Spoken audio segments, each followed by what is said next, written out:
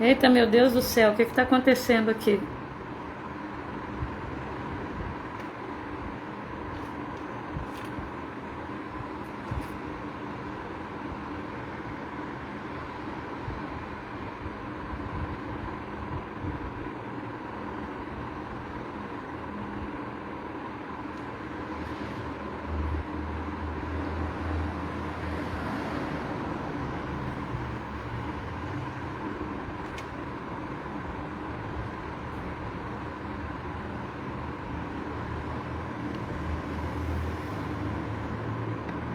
Não estou conseguindo convidar aqui. Me dá só uma ajuda aqui, Márcio. Eu não estou conseguindo convidar. O que aconteceu aqui que eu não estou conseguindo chamar mais? Espera aí.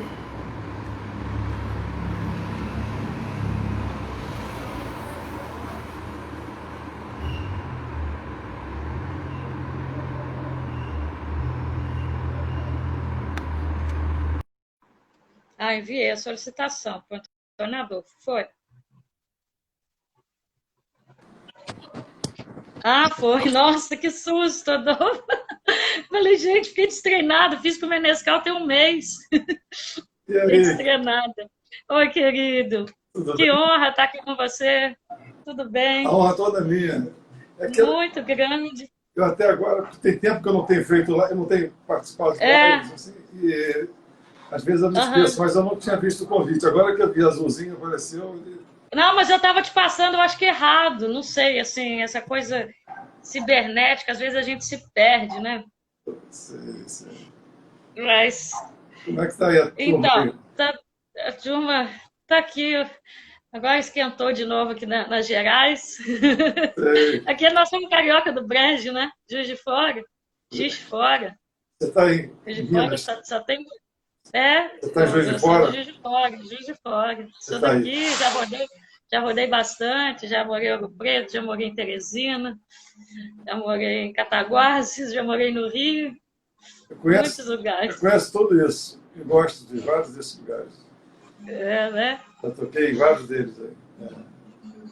Minas é É, uma você é terra, um pianista, um Minas é uma músico terra muito maravilhoso. boa. Você sabe que foi volta de 1978, logo depois Uhum, que eu tinha lançado o Feito em Casa, eu fiz uma turnê por Minas com um quarteto. Era eu no piano elétrico, o Vitor Assis Brasil, sax, e gaitinha, que às vezes tocava Samarina com a gaita, era fantástico.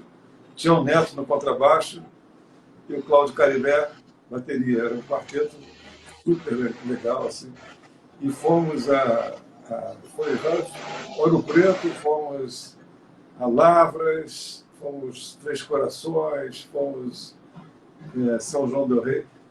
Foi uma turnê muito incrível, porque eu tinha lançado Feito em Casa, e eu, para divulgar o Feito em Casa, eu saía pelo Brasil de carro, tinha uma Belina antiga, aquelas Belinas, botava os discos no carro e o piano elétrico. Então, eu ia assim, nas cidades, procurava as universidades, os centros acadêmicos. Assim. uhum. E aí eu armava da gente fazer um happening, assim, um show assim, na hora do almoço, geralmente na hora que o pessoal né, dá um refresco, assim, sai das aulas. E aí eu começava a tocar sozinho no piano. Às vezes aparecia um para dar Nossa, uma canja comigo, que eu não conhecia, dizia, pode chegar, que é bem chegado. E aí nessa eu armava a minha volta com o quarteto, entendeu? Eu fiz isso em todo o caramba, Brasil. tocou com o Vitor esse tempo, então ele rodava com você. Vitor foi tocando sax alto, fantástico, e sax soprano também, né? Aham. Vitor era um monstro, né? Tocava muito, né? Nossa, muito, muito. E era um grande companheiro também, assim, né? De viagem, assim. A gente se conheceu, garoto, na época dos shows nos colégios, assim, né? Foi Aham. 1962, 63, tocando nos colégios, assim, no Andrews, no Anglo-Americano, no São Fernando. E a gente tinha uns grupos de samba jazz, né, de bossa Uhum. nova e tudo. E a gente fazia aqueles shows. Depois a coisa ficou mais profissional, né?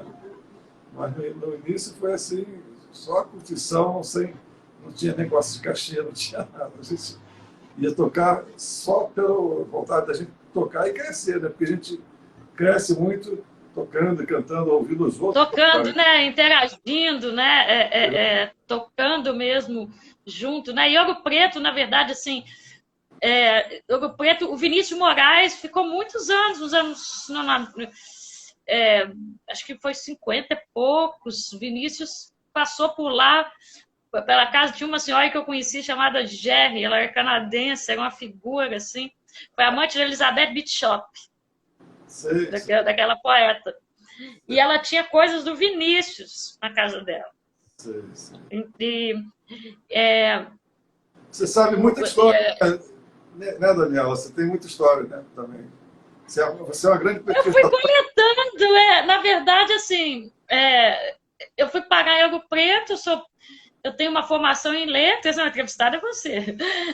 Não vou esquecer, não. E aí fiz letras, depois fiz mestrado, estudei obra do Cacaso, depois fiz um disco com o Márcio Alac, que está aí, ó, prestigiando. Depois eu trabalhei Adriana Calcanhoto, depois Clementina.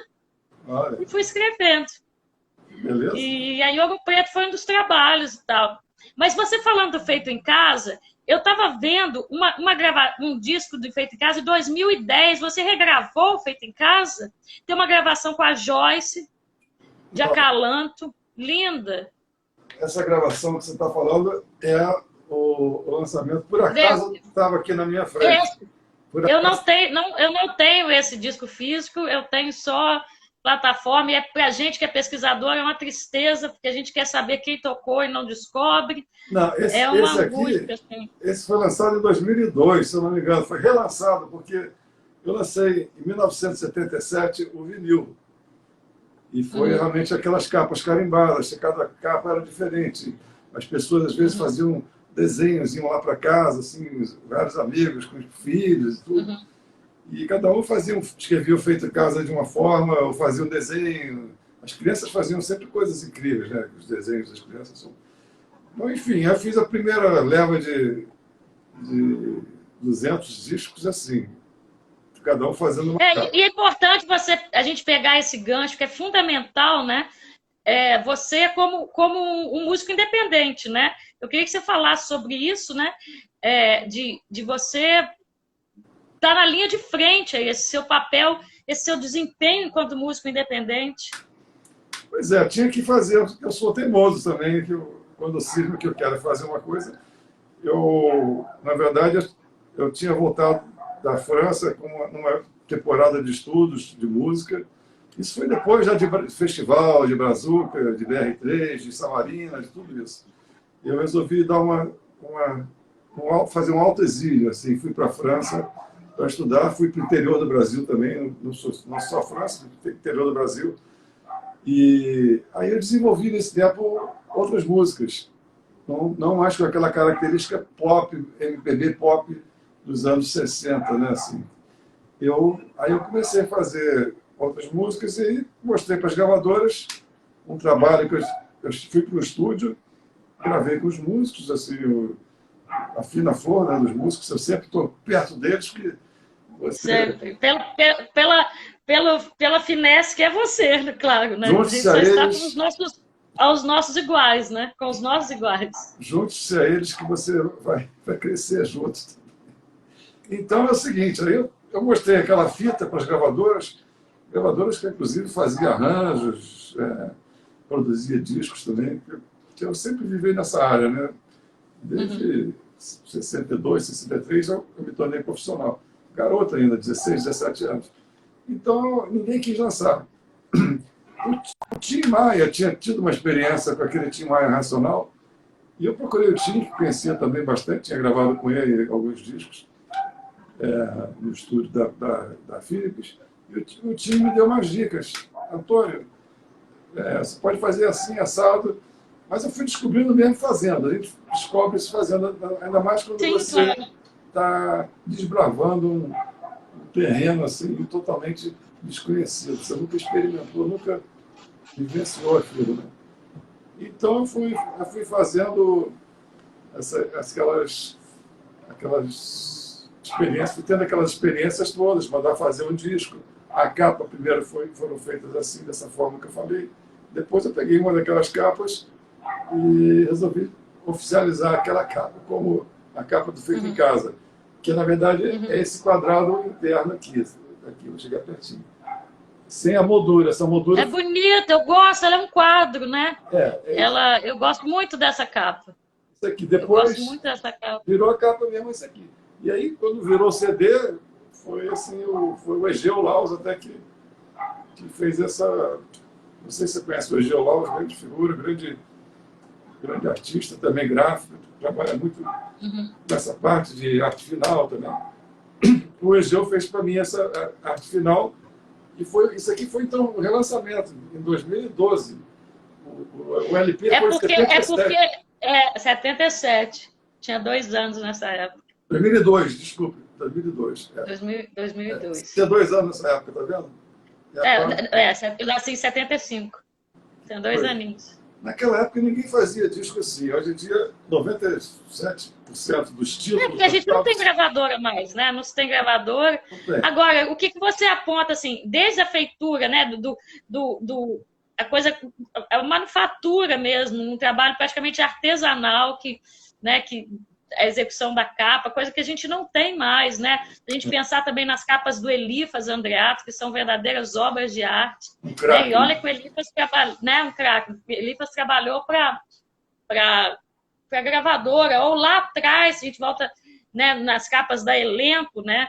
Que ela é um trio de cores, né? Minimalismo, né? Que é azul, preto e vermelho. Às vezes só com uma bolinha vermelha, né? Que é aquela... Quando você vai ver lá atrás Norma Bengel, Nária com opinião, né? As capas de Elenco também tiveram um estilo, né? Aquelas capas de Elenco, eu acho que o Chico, agora esqueci o sobrenome dele, que fez várias capas daqueles discos. Ele era muito amigo do Roberto Menescal, o Chico, que fez as capas daqueles discos todos. Aquele estilo de fotos, que o outro fica todo branco, né? Fica branco e preto, né? Faz um contraste, né? É um excesso do contraste ali, ficou bonita aquelas capas. E essas capas, elas projetaram vários artistas, né? Até recentemente. Essas capas, assim, são verdadeiras... É raridade, né? Essas capas, assim.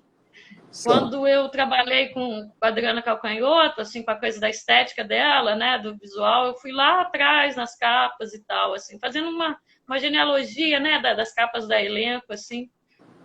Meio que a história meio das capas, né? Mas eu fiz essa viagem aí com você, na verdade, a questão da distribuição, né? Porque eu acho que o maior problema é a distribuição, não é a própria feitura, né? Do trabalho, né? Mas é como que ele vai sair, né? Como que ele vai ser distribuído, né? Quando o disco fica pronto, aí você mandou fabricar, aí vem aquelas caixas para sua casa, assim, um monte de caixas na tua frente, e você olha, caramba, e agora? O que eu vou fazer com isso tudo aqui? Será que eu vou jogar pela janela? Aí você tem que fazer aquilo chegar a todas as pessoas. Quanto mais puder, melhor. Então, comecei não só a buscar alternativas, como venda em shows, que para mim foi a grande descoberta, porque shows, naquela época eu comecei a fazer aqueles shows do 6h30, Projeto Pixinguinha, e sempre cheio, já plateia com mais de 1.000 pessoas, às vezes. E mais ou menos 10% das pessoas que estavam assistindo o show compravam o disco, assim, e eu autografava no final. Né? Quem quiser, eu esperava... Tem o disco aí. Quando eu cantava ou tocava a música que fazia mais sucesso, o pessoal aplaudia, eu disse, olha, no final do show, eu vou estar autografando os discos. Quem quiser, custa tanto, R$40, não sei quanto custava o disco. Não tinha nem real naquela época. Nem sei qual era a moeda. Era tantos 1.000 cruzeiros. Antes, teve cruzeiro, depois teve vários, né? Mas isso não importa. Importa que a gente começa a criar alternativas. Por exemplo, nós criamos a Associação dos Produtores Independentes, que foi uma coisa fantástica. E a gente começou a bolar formas alternativas também, outras para a gente lançar o disco. Por exemplo, a gente fez naquela época tinha um negócio chamado aerograma, era uma carta que já vinha selada. Aí você mandava uma foto da capa do disco, o release do artista, né? No caso meu disco, quando eu fazia com o meu disco, aí mandava para as lojas de disco, mandava para os próprios centros acadêmicos, mandava assim, Uhum. para todos os contatos que a gente tinha pelo Brasil afora. E a pessoa fazia aquele pedido, e dava certinho. Aí chegava aquele pedido na associação, aí a gente depois mandava os discos, assim, né? Foram coisas incríveis também. Aí criamos o prêmio Chiquinha Gonzaga, que foi o prêmio da Associação dos Produtores, né? E foi assim, a gente foi criando coisas. Eu viajava sempre com disco. A minha figura, se você quisesse fotografar o Antônio Adolfo, era carregando disco debaixo do braço. Eu estava sempre fazendo isso, né? Isso realmente fez parte da minha vida e faz até hoje. Hoje em dia, Daniela, fica muito mais fácil distribuir um disco. Quer dizer, primeiro, que não existe mais disco. Então você não tem que carregar mais os discos muito. A questão agora, né, do físico, né, é que não existe mais aparelho para se tocar, né? Aí Praticamente não os existe novos, mais, né? né, não existe, aí você fala assim, onde que eu vou tocar, né? Então, o Assim, que se faz hoje em dia? Hoje em dia tem as plataformas digitais. Então, isso está muito fácil. Então, por exemplo, meu disco novo, cadê ele aqui? não, tá tudo aí, tá? A gente vai conversar um pouquinho sobre o Bruma, né, Está por aqui. sobre o da Leila. Eu fiquei tensa ver a Leila entrando aí, A fiquei Leila, tímida pra querida caramba. Leila, aniversário Ela tá dela. aí, Foi aniversário dela agora esses dias. Eu mandei um ela tá beijo aí, para né? ela. Estava longe, mas estava Que honra. perto. Eu gosto muito da Leila, amo a Leila. Fica um disco maravilhoso esse trabalho. E aí, E o Bruma, Bruma é um espetáculo, assim. Bruma, eu dei um título para uma crônica que eu escrevi sobre o Cazuza, é, que é uma música linda, na verdade, que eu escrevi, eu fui reouvir muito mais maturada de cabeça, que foi o disco, que foi o Burguesia, né? O Cazuza morreu, eu tinha 14 anos. olha, E aí você é novinha. eu fui ouvir, eu tinha acabado, eu tenho 45 já, eu tinha acabado de voltar de Teresina e assim, eu morava nos fundos eu alugava a casa do Joãozinho da percussão, um grande músico, tocou com o Jorge Ben muitos anos, tocou com o Chico, Ah, e você eu convivia, eu tenho uma história de vida ali com a família do Joãozinho, né? é o Joãozinho do Então, Trio Mocotó? Jo, Joãozinho Caracu, Ah, não. um pequenininho. O Joãozinho tocou na banda do Zé Pretinho, grande percussionista, tocou no Francisco, quando Sei, o Chico sei, fala, sei, Joãozinho de Juiz de Fora, sei, sei. né? Aí eu morava, quando voltei de Teresina, estava morando ali. Aí era um dia muito frio e é muito nevoado, Juiz de Fora, né? Era uma bruma, então a minha cabeça é auditiva, aquela coisa da rádio cabeça que a Joyce fala. Uma vez a gente estava conversando sobre rádio cabeça. Eu não sabia, né, que o Oliver Sacks escreveu sobre a rádio cabeça, né, eu não sabia eu fui saber que realmente muita gente da música tem isso, né? Você está conversando, o pessoal diz uma palavra, vem aquela vamos supor, escafandristas, os escafandristas virando, a minha cabeça funciona assim. Então eu vi a bruma e aí vem uma música, o Cazuza é uma música meio espanholada. Existe a bruma nas noites de sábado, bruma metade. De uma poesia, de um Sei, lirismo. sei, É a letra do Tavinho Paz. sei. E aí, quando eu vi a sua bruma, eu queria ver se a sua bruma era a mesma bruma do Cazuza e a bruma que deu título à minha crônica, porque esse nevoado do Cazuza era uma coisa etérea, porque ele já estava num plano quase etéreo, né? Assim, é o último trabalho dele, e é de um lirismo, ele faz. É muito cinematográfica essa música. E Olha, eu acho que a sua bruma não deixa de ser a mesma bruma também, porque esse brumado é a paisagem de Ouro Preto. Porque Ouro Preto se chove, Ouro Preto exatamente. esfria, né? Eu morei lá, dei aula de literatura lá e é isso daí, e Ouro Preto é muito denso, é uma atmosfera muito densa. E Bruma tem a ver com Brumadinho e Mariana também, né? Eu botei esse nome também por causa disso. Isso, então, Tem a ver com uma as montanhas, redução, né? tem a ver com as montanhas de Minas, claro. Você Uhum. mesmo falou aí, as brumas, né, de Ouro Preto, né? E eu, Porque Ouro Preto fica branco. pois é, e aí eu estava com aquela coisa na cabeça desde que aconteceram as tragédias, principalmente a segunda, que foi no ano passado, né? Ainda no ano passado, Brumadinho, e que já está esquecido aí praticamente, porque aconteceu tanta coisa depois disso, que as coisas vão uma coisa vai encobrindo a outra, e eu não me convenci dessa coisa ser esquecida, e acho que tem muito a ver com Minas, claro, Brumadinho e Mariana são cidades super representativas de Minas, que acolheram aquelas tragédias horríveis que contaminou o solo e matou tanta gente. E eu acho que Minas também tem a ver com Milton, então, Milton Nascimento. Sim, Milton eu entendi muito a música do Milton quando eu morei em Ouro Preto. Essa coisa telúrica mesmo, né? A força de Minas, né? Porque Minas são tantas. Minas de Juiz de Fora é Rio de Janeiro. Né? Assim, a gente não tem... A gente tem coisas mineiras, mas a gente é o tal carioca do brejo. Sabe aquela capa do disco? A gente está aqui embaixo. O disco dele, chamado Minas, sou apaixonado pela foto que está o rosto dele. Gente, aquilo é um minério ao mesmo tempo. Lindo, né? É uma coisa preciosa, né? E como é a música do Milton, né? De seus parceiros, né? É de uma preciosidade, de um valor incrível, de uma musicalidade, de uma profundidade assim, incrível. Eu tinha trabalhado com o Milton já em 1967, 68. Em 67, quando ele chegou no Rio para o festival, né, ele já tinha aparecido antes no outro festival que eu participei também, como músico acompanhante, que é o Festival da TV Excelsior, né, que ele cantou a música Cidade Vazia.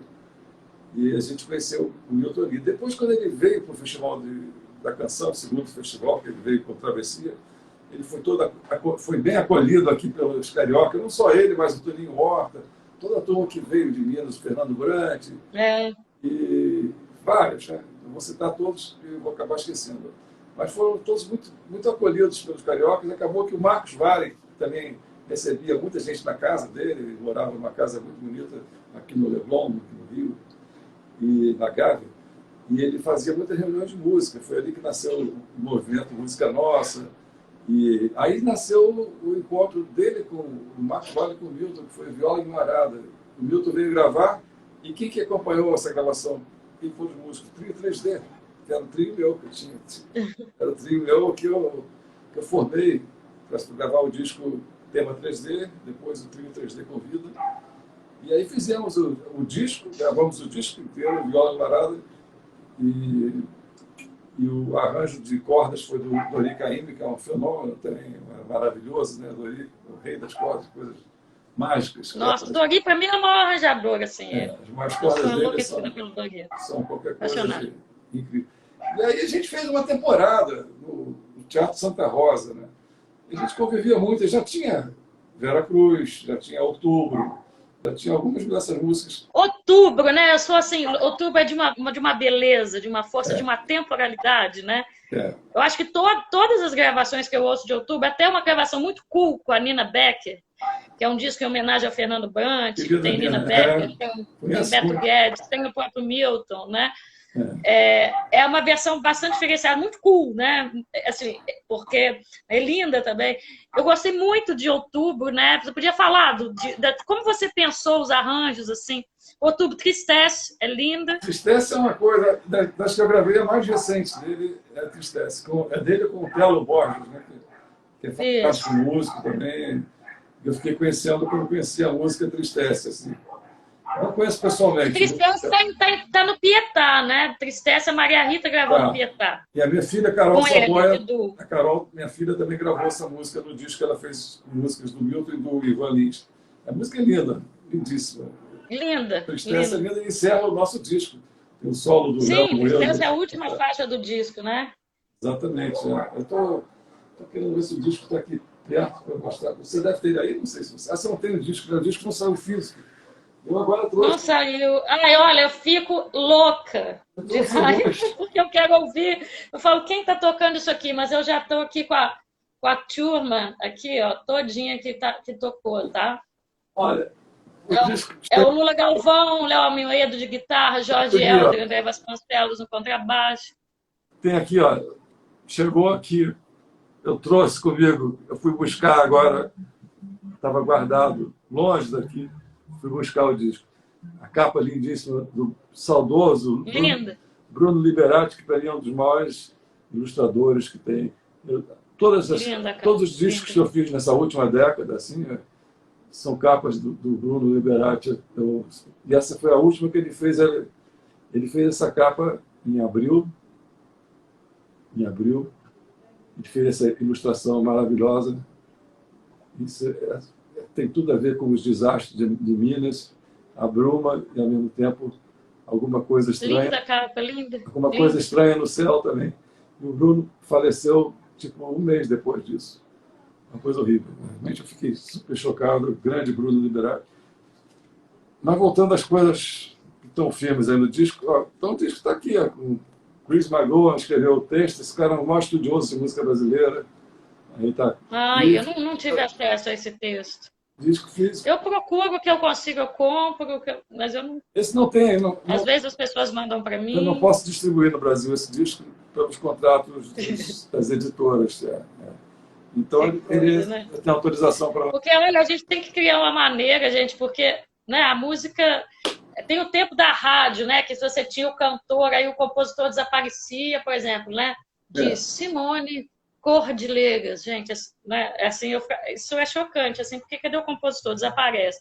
Agora o compositor desaparece, os músicos desaparecem. Pois é, assim, você fica só com a voz, assim, uma coisa realmente.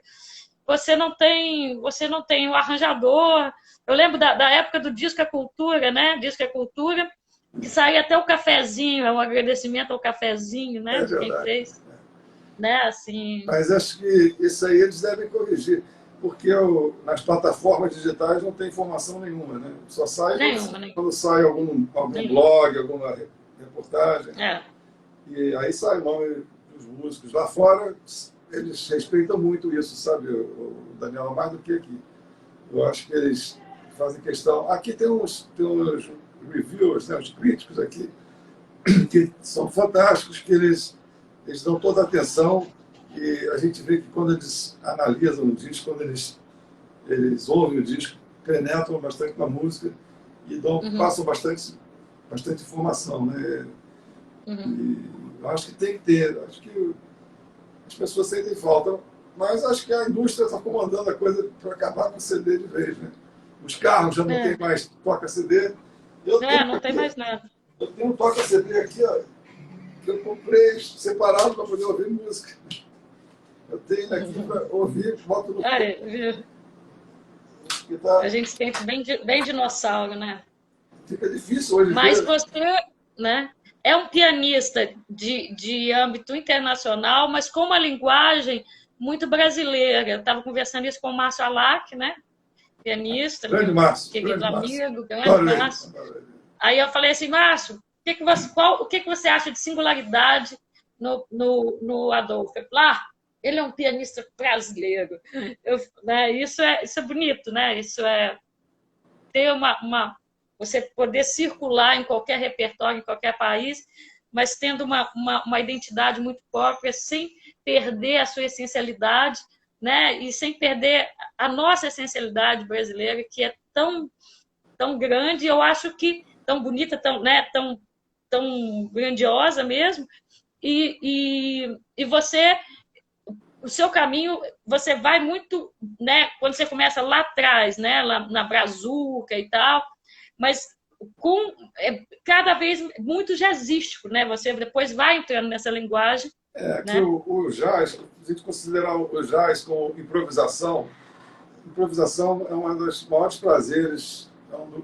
prazeres, que o músico pode ter, é improvisar, né? Você sabe que músicos na Europa, aqueles compositores, vários deles, aqueles compositores clássicos, eles improvisavam também. Eu vi acontecer isso, não com aqueles antigos, mas quando eu estudei na França, eu vi vários alunos da minha professora, Nadia Boulanger, que era incrível a professora. Os alunos improvisavam, mas improvisavam em forma de sonata, assim, improvisavam com... Sabe, dava-se uma célula musical, e aí o cara ia desenvolvendo. Isso é improvisação também. Agora, o jazz trouxe isso para uma coisa mais popular, né? Desde os anos 30, 40, 20, até se a gente quiser, vai mais antes, mas anteriormente você vê que o jazz... E o Brasil, a música brasileira também, você vê o choro, né? a gente tem vários nomes para se designar o que a grande nome ficou choro para todos aqueles estilos, né, todos aqueles estilos da polca, das batucas, tudo isso virou choro. Mas os músicos sempre improvisaram. Então, o jazz é uma linguagem que, por ser improvisação, você pode juntar qualquer cultura e sair improvisando, entendeu? E a música brasileira deu um banho nisso aí, porque a música brasileira, principalmente com a bossa nova, ela explodiu no mundo inteiro, porque os músicos do mundo inteiro viram uma forma de tocar música brasileira, podendo improvisar, e com aquelas harmonias chiques, elegantes, ricas, né? E depois apareceu muita coisa também, e antes também, né? Muita coisa riquíssima, que está aí na MPB, que é uma coisa riquíssima. E eu sempre vivi ouvindo de tudo na música brasileira. E você, eu não tô, tem pessoas falando coisas fantásticas.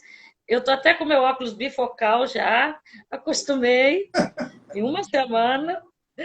E está passando rápido, eu não consigo. O Paulo é um cara sacadíssimo, coloca coisas lá. O Paulo Benezar fala coisas fantásticas, só que ele passa assim, the flash, sabe? Não dá para ver o que ele fala. Eu conheço o Paulo Benezar.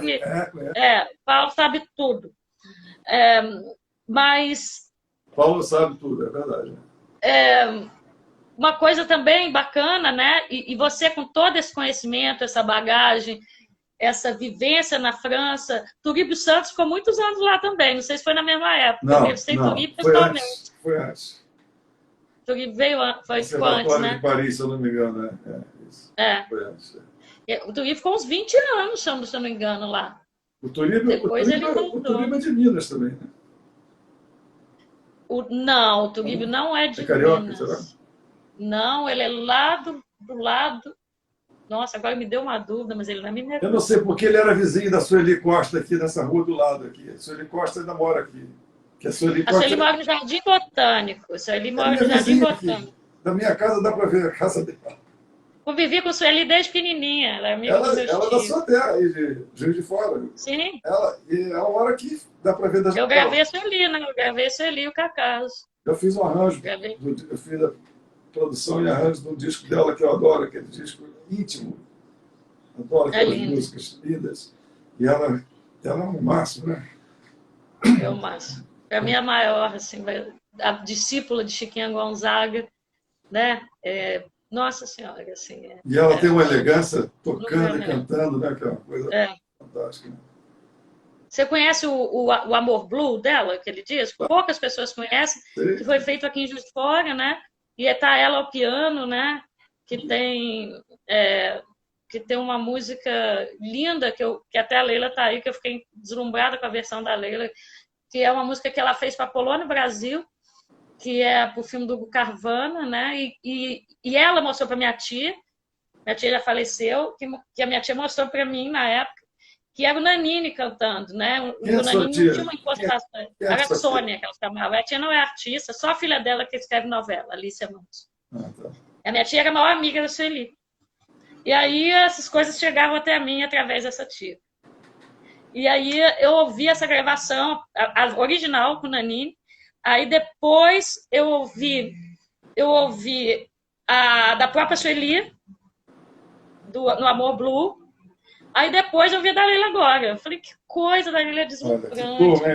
A Leila... Porque, nossa, é lindo. Assim. A Leila daria eu vi umas 50 vezes. Assim. Daria para a gente fazer uma live só falando sobre a Leila, porque eu fiquei apaixonado. Então, vamos puxar esse disco, que está tão bonito, ela é a sequência aí de você, né? A Leila fez renascer. Lindo, né? O Tiago, com o Tibério Gaspar, as parcerias, é de uma delicadeza, de uma... E ela trouxe... Meu Deus, assim, que coisa linda. A Leila fez renascer essas canções todas que eu fiz com o Tibério, de uma forma, de uma elegância, de uma sensibilidade. Sim. E as músicas que tinham uma característica mais pop foram filtradas agora e vieram para uma coisa muito, muito consistente e que vem do coração, assim, de uma forma... as músicas já tinham isso, mas elas eram encobertas por uma vestimenta, sabe aquela coisa da moça bonita que se veste da maneira errada, talvez, ou de uma maneira diferente, e que encobre certas belezas que ela tem, entendeu? Então a gente trouxe essa música, botou uma outra vestimenta nela. Como é que vocês pensaram em fazer isso assim? Foi tão natural isso aí, que a Leila era apaixonada por um disco que eu fiz, chamado Carnaval Piano Blues. Esse disco era só músicas de carnaval, piano solo, entendeu? E ela me passou uma cantada para a gente fazer aquele disco com voz. Mas na hora não pintou, porque estava fazendo outras coisas e tudo. E eu sempre ia aos shows dela, ela vai indo dos meus shows. Enfim, aconteceu a partida do Tibério, meu parceiro aí, de tantas melodias, tantas músicas. Né? E o Tibério se foi em 2018 ou 2017, eu não tenho certeza.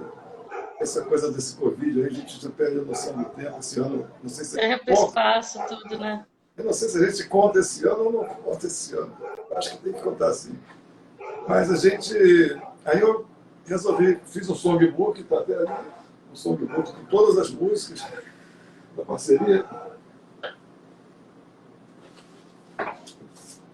Tem que falar disso aqui. Isso aqui é o songbook. Ah, falo. Que coisa divina. Da parceria. E são 54 músicas.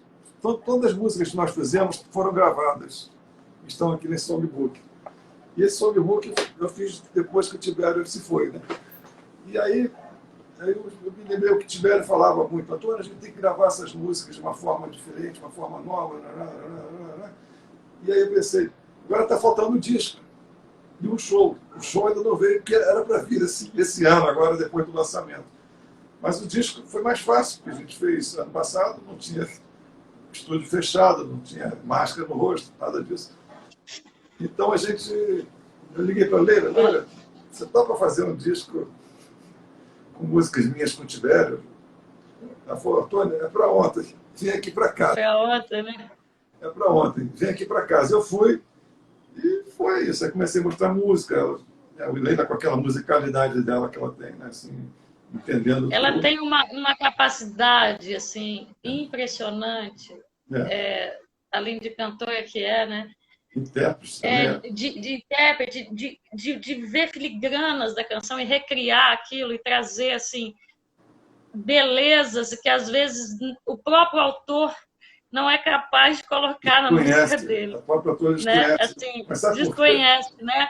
Sabe Eu estava por quê? vendo Todo Azul do Mar, falei, o que essa música que ela mostrou, sabe? Eu falei, Sabe assim, por eu quê? não vou gastar muito minha saliva disso, não, que eu vou passar com ela disso, essas Sabe por coisas. quê, Daniela? Que ela se entrega totalmente quando ela canta de uma forma que ela é uma forma que eu fiquei impressionado com aquilo que eu assisti durante as gravações. Como ela se entrega a cada música que ela canta. Pra você ter uma ideia, a gente fez um negócio que tecnicamente. O Paulo falou, toca piano muito bem, cada vez melhor, como o Menescal falou, né? Toca um piano lindo, minimalista, sofisticado, preciso. Cada vez, olha, Eu estou te cortando.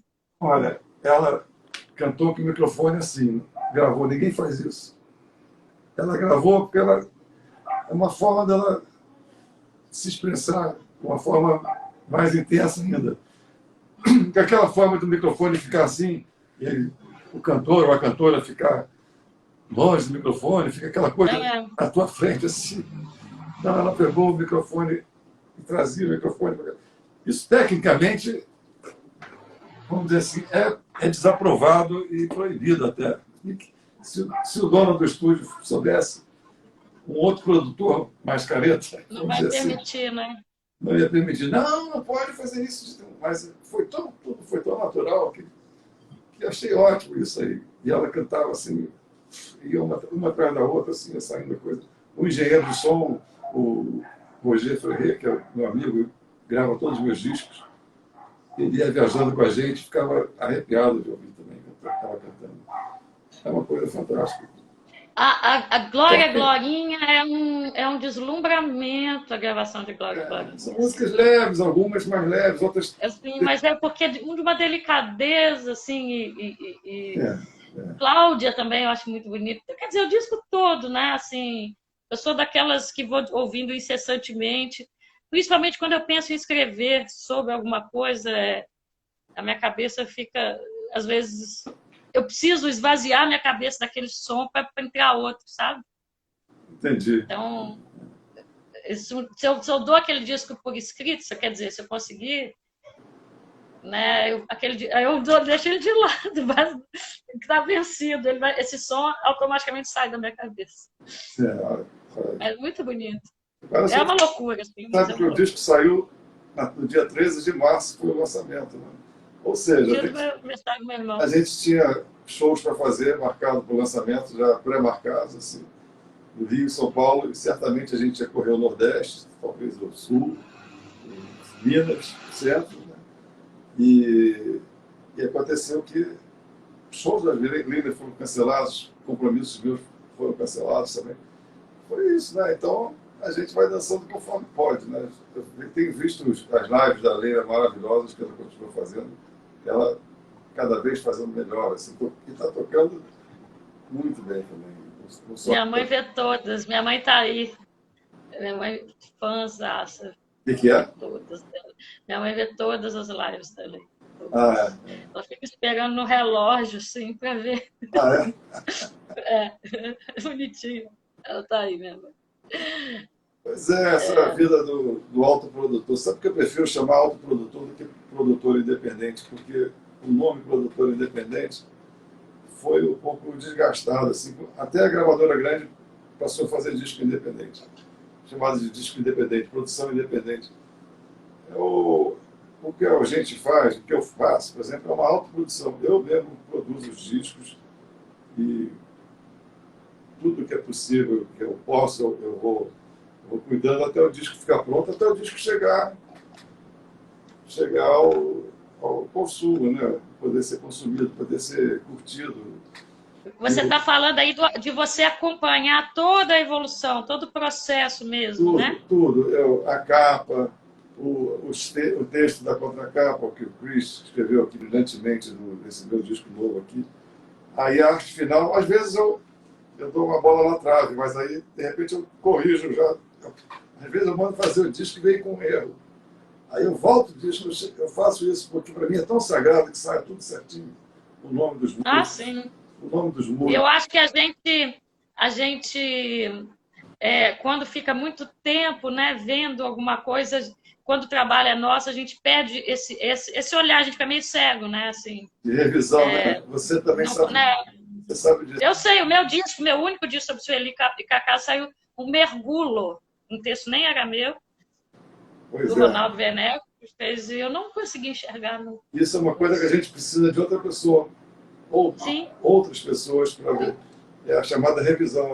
Eu sou neurótico até com isso, até porque eu fiz 7 livros de música, sabe? Fora esse songbook, eu tenho 7 livros didáticos. Então, eu fico enlouquecido. Apesar de ir para o revisor, eu fico até revisor musical, às vezes eu peço para ir para revisão musical. Sempre aparece uma coisa ou outra que eu me lembro o Almir Shediak, todo mundo conhece, Sim, que lançou os songbooks. Né? O Almir, ele era meio vítima minha, depois que às vezes o livro estava quase pronto, eu disse, peraí, que ainda falta isso aqui. Eu não consigo, depois de ver, porque o disco, o livro, ficam aí para sempre, né, Daniela? Uma coisa que vai ficar aí para sempre. E uma coisa que eu te pergunto também, né? Eu só estou assim, o Alcides, meu querido amigo, super entrevistador, pesquisador. Eu esqueci como é que olha o tempo, eu estou com medo de cortar subitamente. Tudo isso vai para o canal, mas eu não quero que caia assim para as pessoas. Se cair, eu vou voltar. Eu só estou avisando isso, porque eu não estou sabendo olhar. Eu sou uma dinossauro eletrônica. Não estou sabendo olhar assim, quanto tempo nós estamos conversando. Eu também não sei.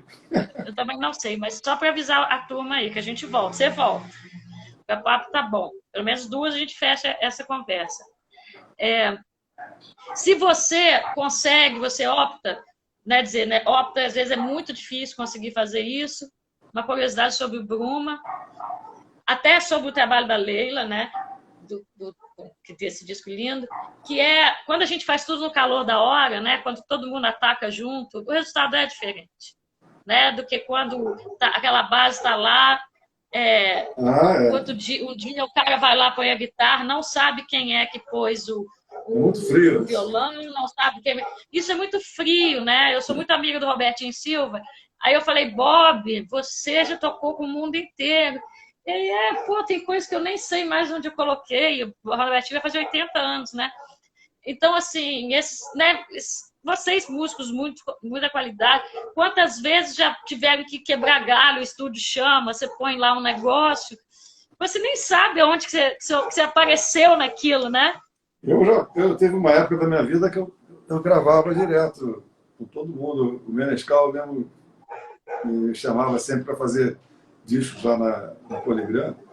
E eu me lembro que eu gravava, não só lá, mas em outras gravadoras também, discos que eu nem sei mais. Às vezes aparece assim, pô, esse disco que você tocou, assim, às vezes eu não me lembro assim, no disco. Às vezes é disco de gente famosa também, assim, cantores, entendeu? Porque é o seguinte, tem uns que a gente nunca esquece também. Também tem isso. Tem uns que tocam mais a gente, que a gente que emociona mais até quando está gravando e a gente nunca esquece, né? Mas tocar faz muito bem, tocar é a minha profissão, então a gente está pronto para fazer o que tiver. Tem que ter uma boa leitura, tem que saber tocar o instrumento, tem que estar sempre praticando, tem que estar em forma, né? Enfim, a gente tem que estar em forma para. E você, além de músico que você. E a escola que você fundou, né? A escola Antônio Adolfo, a quanta gente você passou o seu conhecimento, a sua bagagem. Né? A escola tem uma história grande, né? Tem 35 anos esse ano, estamos fazendo 35 anos, até tínhamos uma programação já feita para esses 35 anos que a gente teve que adaptá-la para o momento atual. Então, através de shows live, que eles chamam, né? Shows que só participa, cada um toca um pouquinho, que a internet ainda não está no ponto, a internet não está ainda no ponto para suportar uma pandemia, como deveria estar. Desculpa falar, essa frase é muito forte, meio esquisita, mas se não fosse a internet, a gente estaria desesperados nessa pandemia. Né? Imagina também que a pandemia, por exemplo, a velocidade da conexão ainda está um pouco lenta. E não dá para eu e você falarmos ao mesmo tempo ou tocarmos ao mesmo tempo, porque o som chega atrasado. E tem o delay também, né? Dá delay, aí é complicado, né? Então, na próxima pandemia, desculpa, isso seria uma honra, né? Pô, você tocar, cantar alguma coisinha, eu me senti um máximo. Da próxima vez, acho que a internet já tem que estar mais preparada para enfrentar. Desculpa, isso é. Não, você está certo. Não, é totalmente engraçado. Eu acho que está tudo certo. Tá tudo certo e é muita gente. É muita gente ao mesmo tempo. Hoje nem é um dia muito concorrido, não. Eu acho que o sábado, assim, o sábado é VIP. O sábado é todo mundo, igual aquela época da internet, a telefônica, lembra que você tinha que. A pessoa discava, chegava para todo mundo. Às vezes, Gustavo, pegava, ficava aquele barulhinho. A pessoa, não fala um telefone, não, que está conectando. Exatamente. Né? Exatamente. Você imagina, aquilo era medieval perto que a gente tem. Bom, eu me lembro também na época que a gente, para fazer uma ligação interurbana, tinha que pedir a telefonista. E às vezes, olha, para falar para Belém do Pará, só porque a Leila está aí também, são 6 horas de atraso. Você vai ter que esperar 6 horas. Ou então, às vezes são 24 horas. Você tinha que pedir a ligação com antecedência incrível, entendeu? Assim, para conseguir. E isso tudo evoluiu-se muito. Mas eu acho que seria demais que pudesse, ao mesmo tempo, por exemplo, eu estar tocando aqui, você cantando aí na hora, entendeu? Sem ter esse choque, né? Porque, ou mesmo a gente está falando juntos, porque quando os dois falam juntos, um anula o outro. Né? Mas, pô, é uma magia se pensar que isso existe. Meu pai se foi aos 70 anos, ele dizia assim, minha filha, vai ter um dia que a gente vai ligar, vai ver a cara do outro. Fala, pai, você tá doido. Meu pai se foi em 2012. Logo depois aconteceu isso. E ele tinha convicção que isso ia acontecer, né? E aconteceu muito mais do que... assim, né? Agora, cada vez mais, é verdade. Olha, perdi aqui alguma coisa legal que eu ia falar. Ah, tá. E se a gente pensar também em tecnologia, o quanto de maravilhas foram gravadas em pouquíssimos canais, né? Quanta coisa você gravou com recurso praticamente nenhum, né? E hoje em dia você tem uma tecnologia imensa, você tem Pro Tools, você tem afinador, você tem uma série de questões que muitas vezes maculam até a qualidade ou quer dizer, ajudam também quem no passado não poderia conseguir fazer nada. É, Então, assim, as grandes obras que a gente vai ver, elas foram feitas com poucos recursos, assim, né? exatamente. O músico não podia errar no meio da gravação. É, Se errasse, ele ia causar prejuízo, porque ia ter que gravar tudo de novo. Hoje em dia, eu acho que essa facilidade, por um lado, está sendo boa, mas, por outro lado, a gente tira proveito dessa facilidade. Ah, posso corrigir uma coisinha ali? Pode, tudo. Agora, realmente, esse fato de o pessoal gravar, assim como o Robertinho falou para você ali, ou como se grava muita música pop, primeiro, às vezes, o cara começa com a bateria, só a bateria. Aí depois vem alguém e faz a linha do contrabaixo. Aí alguém faz uma outra coisinha e vai somando as coisas. É interessante, mas ao mesmo tempo é fria, né? Eu acho que ela é fria, fica uma coisa assim. Não há é interação. totalmente fria. É igual acontece com. Eu sou muito da palavra, né? Umas edições de livro da LPM. Você vai ter Don Quixote, você vai ter Dostoiévski, né? Você vai ter Cervantes, você vai ter uma série de gente. Por que é tão barato aqueles livros, né? São tão baratos? Porque eu vim a saber que esses livros são traduzidos assim. Às vezes tem 4 pessoas, eles pagam barato, um começa o livro, o outro termina, sabe? Então, assim, você não tem um tradutor legítimo mesmo, né? É verdade. Então, assim, a mesma coisa. Assim, a música é uma narrativa, né? O jazz é um grande diálogo, né? Uma grande história, uma conversa com uma riqueza de cores, né? É impossível gravar jazz sem ser ao vivo. Né? Então, assim, é a mesma coisa que eu falo na narrativa literária, né? Porque esses livrinhos são baratos porque você pode traduzir, a editora vai até 100 páginas, não conseguiu traduzir mais 150, entendeu? Assim, uma coisa, né? Então, é o que você está falando, de certa maneira, né? Mas a gente vai pegar grandes obras, assim, as suas mesmo, né? Feito em casa, né? Ou um dos discos da minha vida, do Tom e Elis, que foi gravado em Los Angeles. Gente, não tinha muito recurso. 76. Olha, esses discos 74. Que a gente falou assim. Foi 10 anos de gravadora Philips da Elis. Eu gravei muito em 2 canais só. Olha, aqueles discos da Odeon, esse, por exemplo, do Milton, que a gente mencionou aqui, esse do Marcos Vale, esses discos que eu gravava com a Brasil, era em 2 canais, era direto. Você podia fazer tudo num canal e depois do segundo canal era para botar a voz. Era só assim. E não tinha nada, mais chance de fazer nada. Não tinha jeito. Se tivesse mais gente cantando, tinha que ser todo mundo cantando na mesma hora. Entendeu? E era de fazer esse Você não tem opções, nem assim, né? O cantor, principalmente, né? Não tem. Às vezes ele grava pelo menos 2 takes, né? Uma voz guia ou uma voz, né? Né? Assim, e não tem opção, né? Mas eu acho muito bonito, assim, eu gosto muito quando se deixa a coisa bastante orgânica. Eu falei com o Macalé uma vez, encontrei com ele, assim, falei, cara,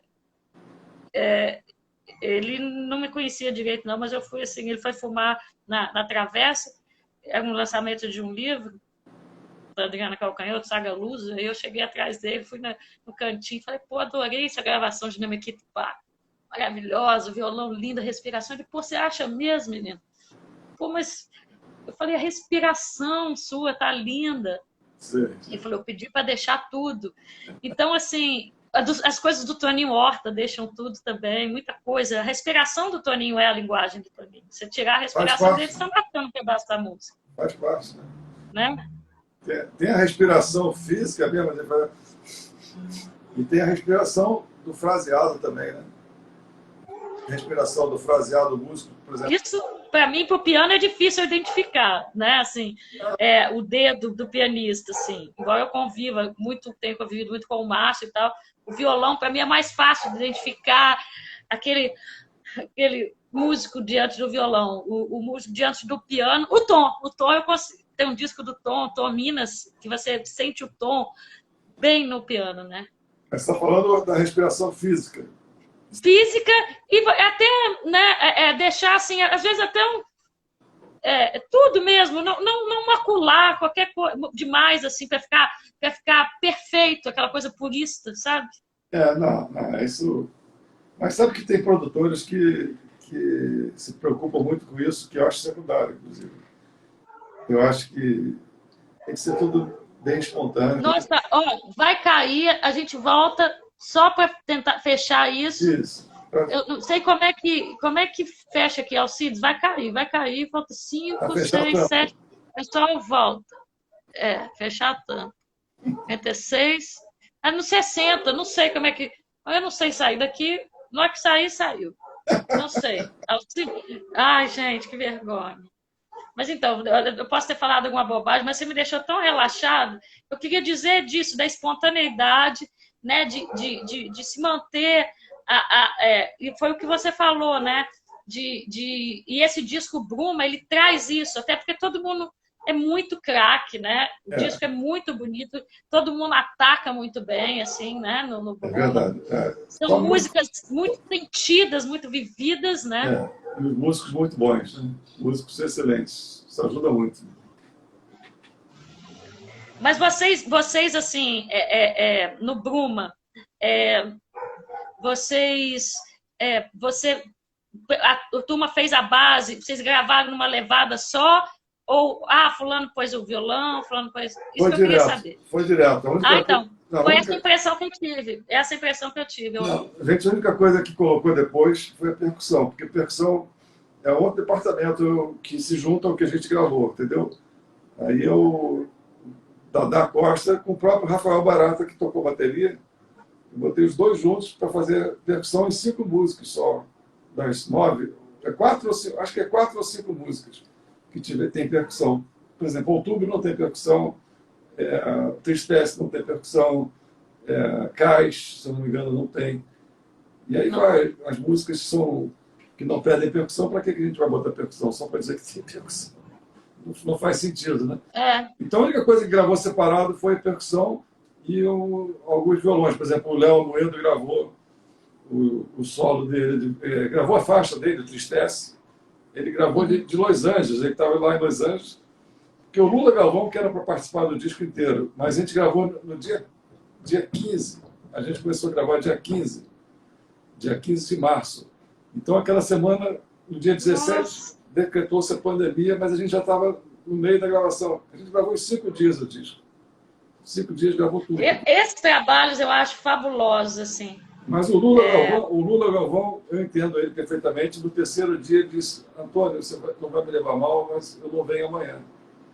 Então, eu tive que botar depois uma guitarra adicional.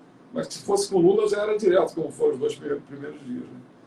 O Lula Galvão, que é um músico de primeira também, né? De primeiríssima, né? Nossa Senhora! Então, tive que botar não só o Léo Almoedo, como o Cláudio Spivak. Jorge Helder, eu adoro Jorge Helder. O Jorge é fantástico. O Jorge é uma maravilha, ele tem uma consciência. Ele, inclusive, é aquele cara que olha para ele, para ele dizer assim, tá legal. Porque ele tem uma vivência assim, incrível musical, ele é de uma musicalidade, de uma precisão tocando aquele contrabaixo, baixo acústico, né? Tudo assim, realmente afinadíssimo, que é difícil de tocar baixo acústico afinado, mas ele estuda muito. Os filhos dele são super musicais. Tem um filho dele que é aluno da nossa escola, inclusive. Tudo craque ali. Craque. Rafael Barata é um troço, né? Tocando. Rafael Barata toca aquela bateria, parece que está tocando acordes, né? Tudo também. Uma precisão também fantástica. E aí vai, todo mundo, sopros. 4 sopros. Só professores, mestres. Gessé Sadoc, Danilo Sina. Danilo Sina. Está aqui tudo anotado. Marcelo Martins e Marcelo Martins. Rafael Rocha no trombone. É um negócio também. Tudo ali arranjador também. São grandes músicos. Só fiz um ensaio só com sopros.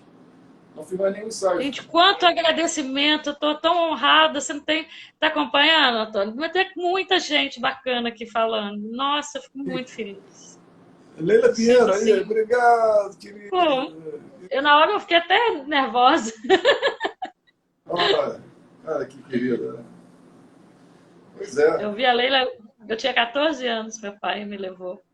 Nós sentamos lá na frente vocês são as para ver meninas. o Pensa uma Bossa Nova. A Leila gravou aquele disco fantástico, Eu né? fui no show do Benção Bossa Nova, depois fui no da Ponta da Língua, depois fui no em Teresina, quando eu morava em Teresina. Show belíssimo. Ela me deu. Eu achei bastante maduro dela, gosto de piano. Vou mostrar aqui, eu ia O que mostrar você está procurando aí? o álbum que ela me deu, Toda vez que você quer mostrar um o negocinho. LP. Deixa eu ver se eu tenho aqui. Eu acho que vai cair, hein? Vai Eu não cair? estou mais entendendo. Eu não estou entendendo essa linguagem aqui desse Deixa ele, que a gente continua aqui. Instagram. É, é, Tá bom, o papo tá bom. Mas tá bom, não tá?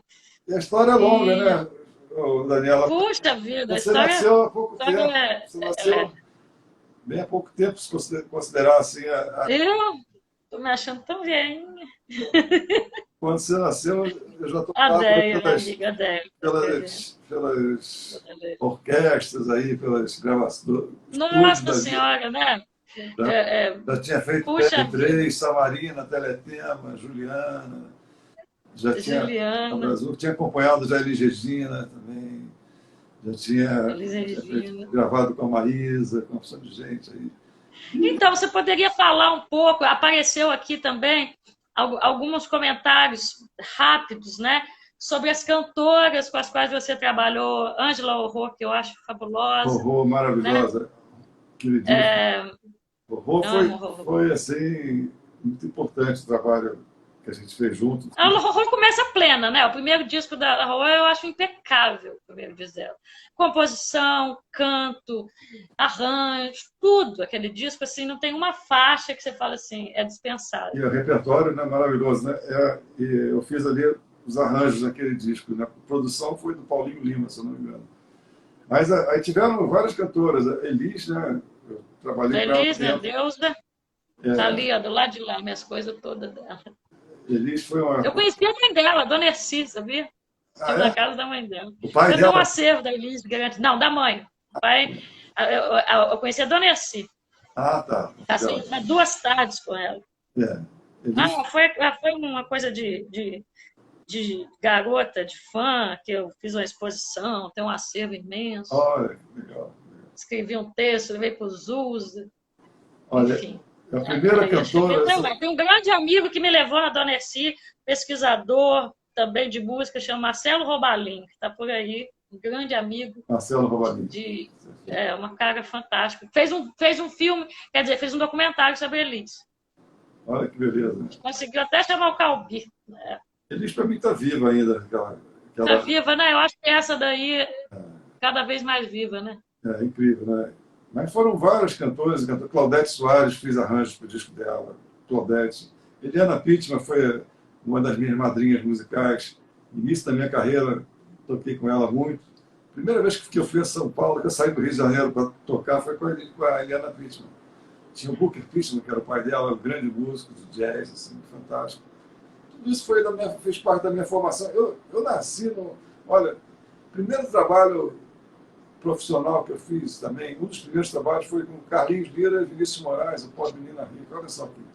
E ao mesmo tempo, O Pobre Menina Rica, eu ia te perguntar sobre isso. Nossa Senhora. participava com o 3D, que era o meu trio, né? Quem batizou, inclusive, o trio foi o Carlinhos Lira, meu amigão até hoje. E à noite, quer dizer, o teatro era às 9 horas, acabava às 11.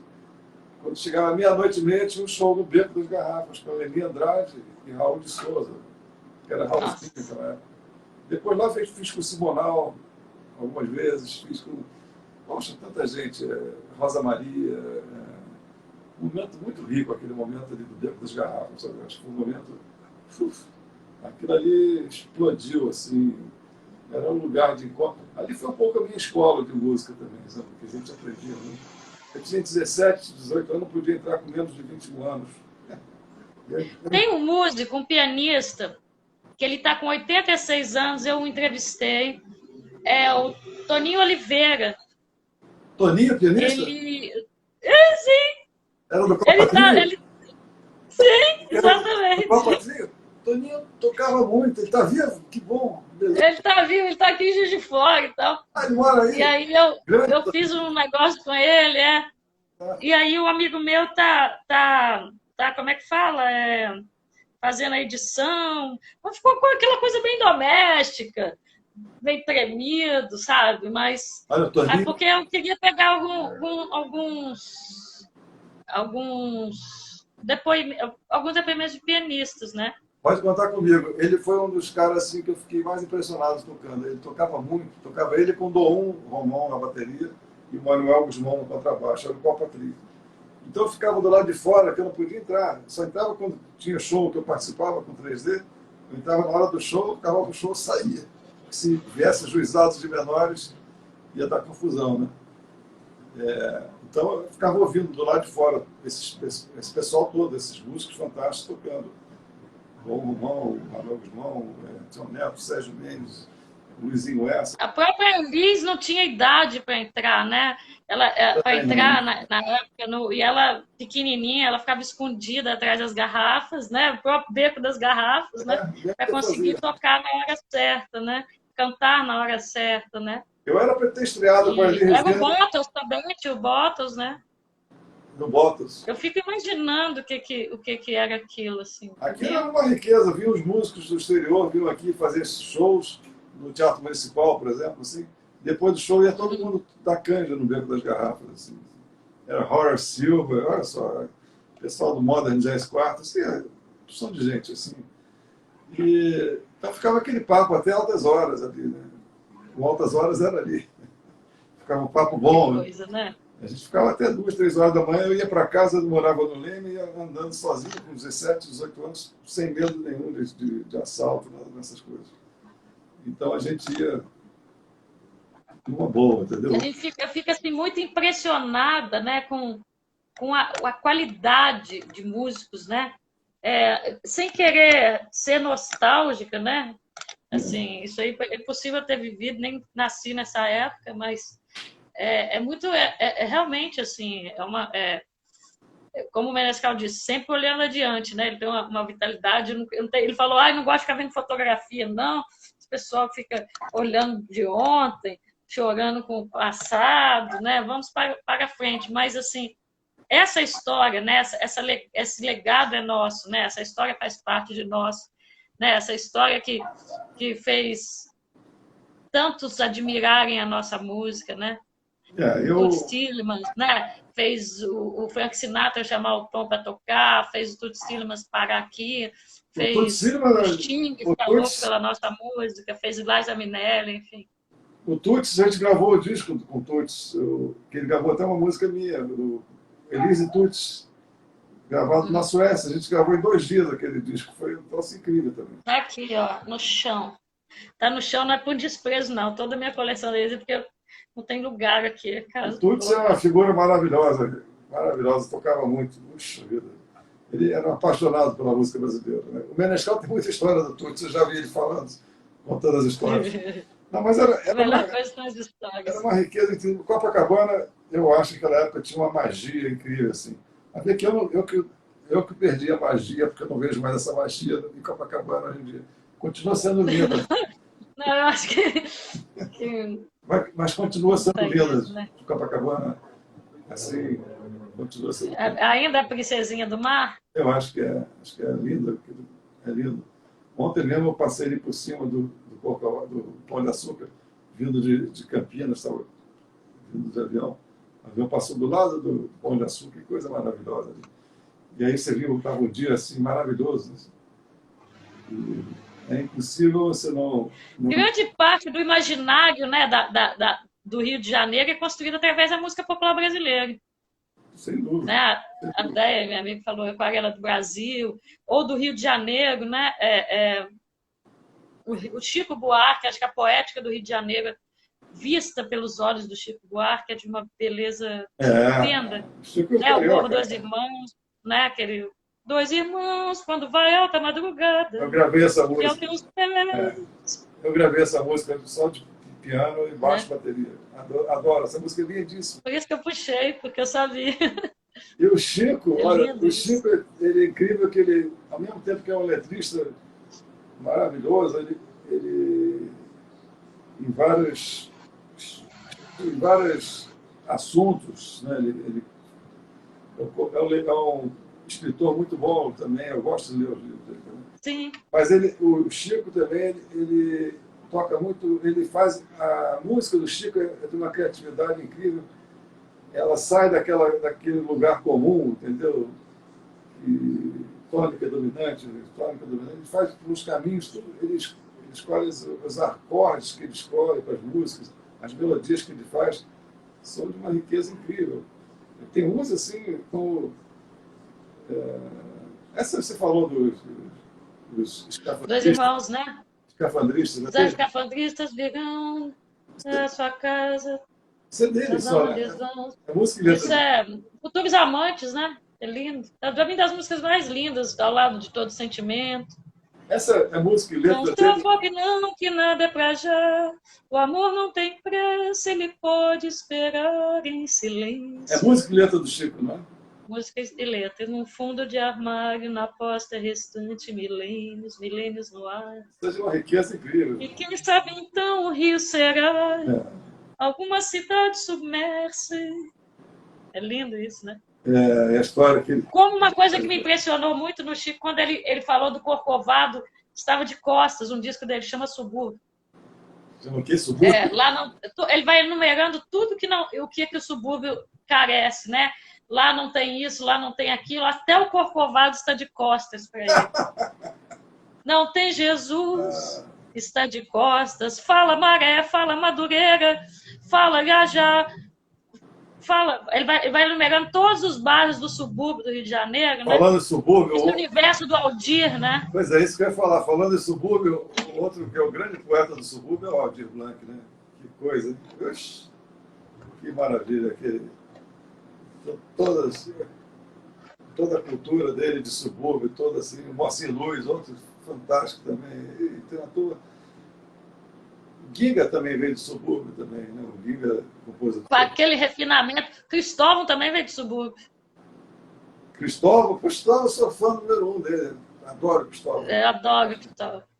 Então, eu acho que eu também, quer dizer, eu não vi Cristóvão é de muito. Marechal Hermes. É, realmente.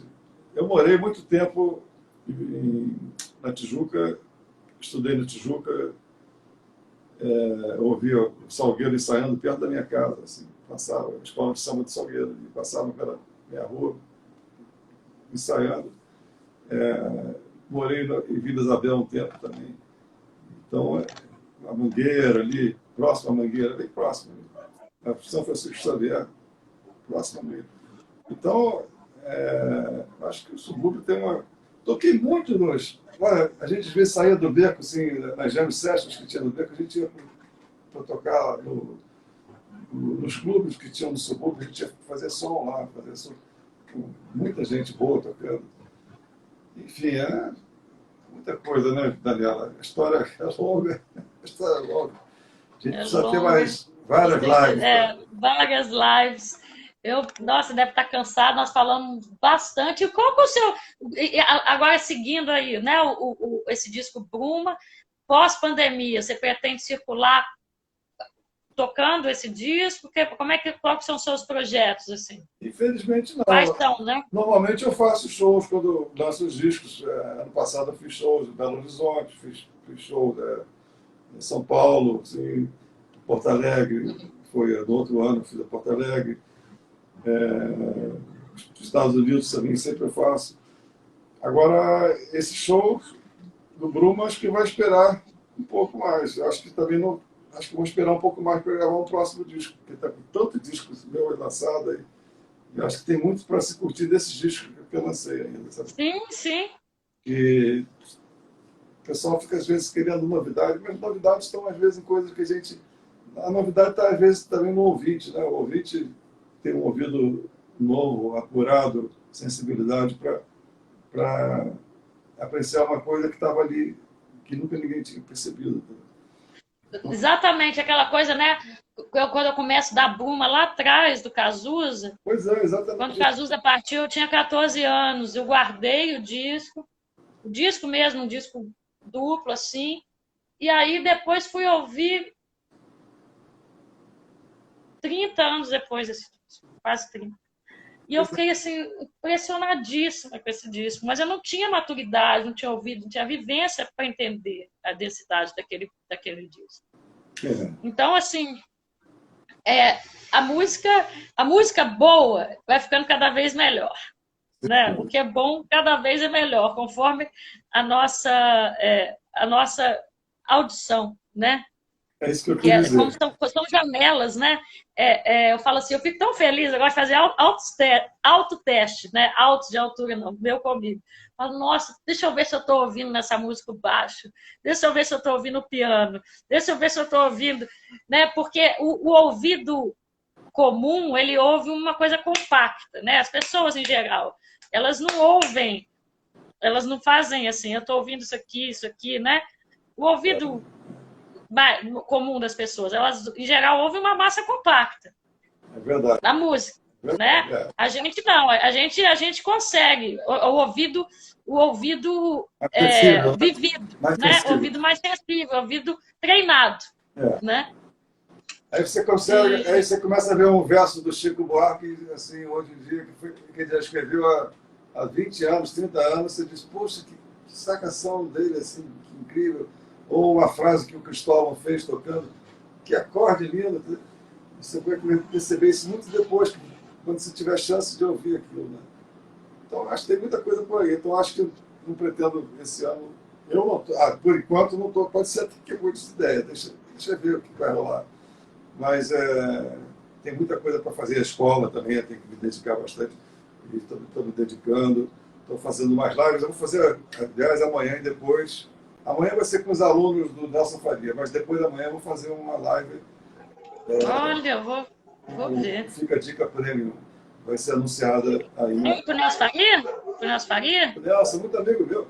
O Nelson, um dos primeiros trabalhos que ele fez aqui no Rio foi tocando comigo. Tocamos no Free Jazz. E ele chegou de Minas, né? Ele é mineiro, morou em Brasília, né? Aí chegou no Rio, me falaram, tem um guitarrista muito bom, chama ele. Eu chamo o Nelson para tocar, realmente. E o Nelson é um cara incrível, como ele é um realizador de coisas, né? Ele realiza aquele coisa do Fica Dica Prêmio. E ele tem uma bagagem, um conhecimento amplo, ele é novo, é um cara novo. É novo, ele tem uma bagagem muito grande, assim, né? Ele... Eu vi ele super galã, estava vendo um disco meu com a Cássia Eller, nos anos 90. Dizem que eu acho que no primeiro disco da Cássia. Ele é muito ligado à Cássia e à Zélia também, né? De início de carreira. Até brinco com ele, acho que você era namorado dela, não sei o quê. Às vezes brinco com ela. Assim. Mas é isso. Olha, tá bom esse papo. Muito obrigada, adorei. Vamos marcar um outro. A Leila fica no próximo, nesse gancho aí, com esse trabalho lindo. Isso. Né, que vocês fizeram. Depois tem a Cris Delano. Fecha com a Cris, que também é uma cantora maravilhosa. É maravilhosa, Cris, adoro ela também. Né? E aí estou montando aí a agenda de dezembro, que abre com a Joyce. Joyce, queridaça, falei com ela minha biografada. Tem 1 milhão de coisas que vou para fora. Eu agradeço muito a você, é uma honra enorme. Espero que a gente se conheça em breve. Eu já... Tem um acervo enorme assim, de entrevistas que eu fiz realmente pessoalmente com as pessoas. Eu sou pré-live, sabe? Tipo assim, passei uma tarde com o Sérgio Ricardo, a gente tomando café, apareceu Rita Lanandi. E assim, isso eu quero transformar em livro. Mas agora as pessoas têm tanta preguiça de ler, agora é só olhar para a telinha, né? Só então, curtir ou não curtir. Curtir ou não curtir. To be or not to be, né? Curtir ou não curtir. To be or not to be, as the question. Valeu, Daniela, parece que a gente já se conhece. Uma honra que vai para o canal, também acho. Nossa, muita afinidade que a gente teve, né? Ótimo. Alcides, o dia que meu amigo Alcides... Você já foi entrevistado pelo Alcides? Alcides... Está aqui, Alcides Sodré, craquíssimo. Aí, Alcides, olha aí quanta gente legal. Eu não tô de longe. Ele tem um programa chamado Fale Seu Som. Olha aí, quanta gente boa aí. Gente, muito obrigado por vocês estarem... Vai para o canal, tá tá, Antônio Adolfo? E aí eu mando para você, a gente vai. Quanto mais colocar a gente no meu canal, melhor, né? Para divulgar o trabalho, tá Menescal, tá claro. Robertinho, tá todo mundo lá. Isso aí. Alcides, me ensina a sair daqui, Alcides. Eu tô com medo de perder. Ai, olha a inapetência tecnológica minha. Obrigada, Lenita. Obrigada. Alcides, como é que sai daqui? Obrigada, Leandro, meu assistente, todas as filmagens dos programas que eu faço. Eu não estou sabendo sair daqui. Alguém vai ter que me ajudar. Eu vou olhar aqui. Estou com medo, minha mãe.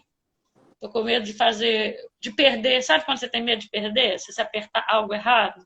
Você pode depois gravar isso, né? Fazer um backup disso. Tem que ter um assistente de produção aí. Deixa eu puxar isso daqui. Peraí. Pronto. Deixa eu ver se eu descubro aqui. Pedi aqui para salvar. Só um minutinho. Não sai ainda, não? No X no do X canto. do canto superior. Pronto. Eu vou sair, então. Encerrar vídeo. Pronto, querido. Boa noite.